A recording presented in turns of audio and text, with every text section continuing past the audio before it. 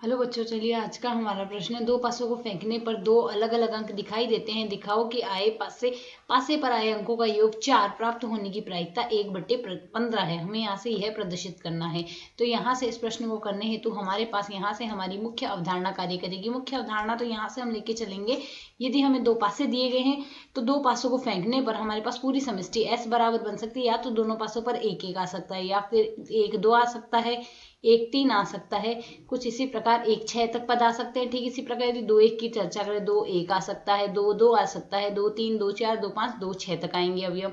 इसी प्रकार 3 1 3 2 3 6 प्रकार के अवयव आ सकते हैं। इसी प्रकार यदि हम यहाँ से देखें तो 4 1 4 2 4 3 4 4 इसी प्रकार 4 6 तक के अवयव आ सकते हैं। 5 1 5 2 5 6 तक के अवयव आ सकते हैं। और अंतिम में यदि हम यहाँ से देखें तो 6 1 6 2 इसी प्रकार हमारे पास 6 6 तक के अवयव आ सकते हैं। अर्थात यहाँ से कुल 36 पद हो गए।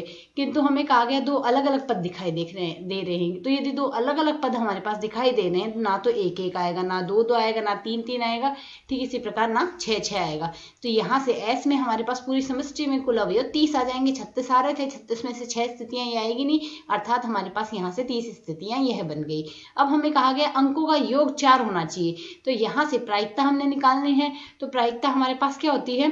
अनुकूल स्थिति बट्टे कुल स्थिति, अर्थात प्रायिकता बराबर हमारे पास लिखी जाएगी